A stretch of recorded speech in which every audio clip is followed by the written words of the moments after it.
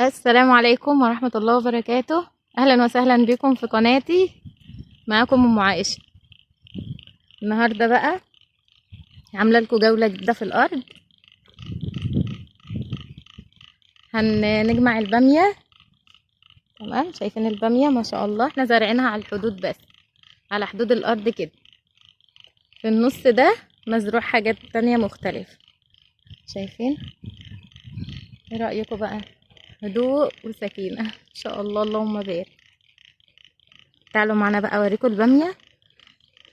اللهم بارك ما شاء الله.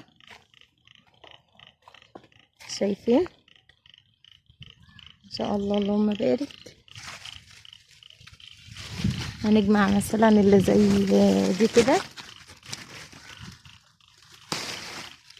شايفين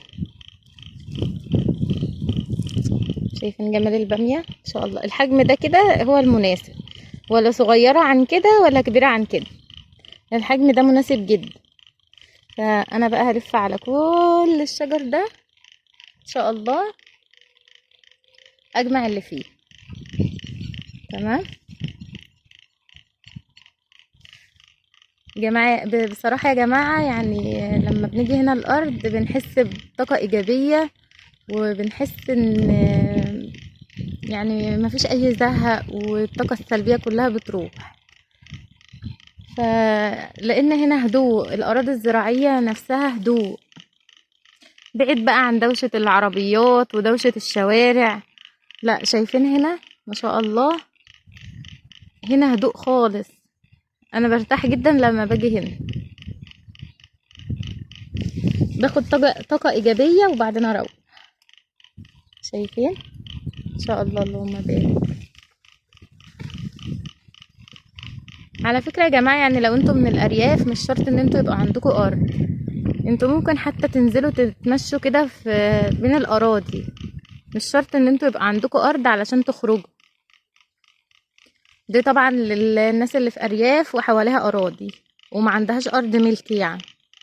فممكن عادي هتخرجوا، هتغيروا جو، هتاخدوا طاقة إيجابية، هتحسنوا من حالتكم النفسية. لان اصلا ما شاء الله مناظر الخضرة واصوات الطيور، وفي هوا كده ما شاء الله، هوا نظيف احسن من كتمة الشقق والشوارع وكده. فخليكم معايا بقى، هجمع البامية ولما اخلص اوريكم جمعت قد ايه. خليكم معايا وكملوا الفيديو للاخر.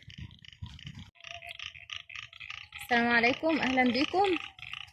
رجعت لكم تاني واحنا بنجمع البامية. شايفين بقى البامية الكبيرة دي مش هنجمعها. شايفين دي زي دي كده. هو للأسف فيها كتير كده، لأن أنا كنت اتأخرت عليها أسبوع، فكل البامية اللي أنا سبتها كانت صغيرة فكبرت. شايفين عملت ازاي؟ نشفت بقى خلاص. دي إن شاء الله هتبقى تقاوي، مش هينفع إن احنا نجمعها، مش هنستفاد بيها بأي حاجة. لو جمعناها كده هتترمي. فالأحسن إن احنا نسيبها لغاية ما تبقى تقاوي، في آخر البامية تنشف ونبقى نشيلها. بناخد منها البذور عشان نزرع إن شاء الله زرعة تانية السنة الجاية. ايه رأيكم بقى في البامية؟ شايفين ما شاء الله، ده خير الأراضي يا جماعة، خير الأرض الزراعية من خير مزارعنا ما شاء الله، اللهم بارك. فأنا عايزاكم بقى تتابعوني، اعملوا لي لايك واشتراك في القناة وفعلوا زر الجرس عشان يوصلكوا كل جديد. أنا أم عائشة، عايزاكم بقى تتابعوني، تابعوا قناتي، هنزل لكم كل ما هو جديد. وتنوروني وتشرفوني في القناة. السلام عليكم ورحمة الله وبركاته.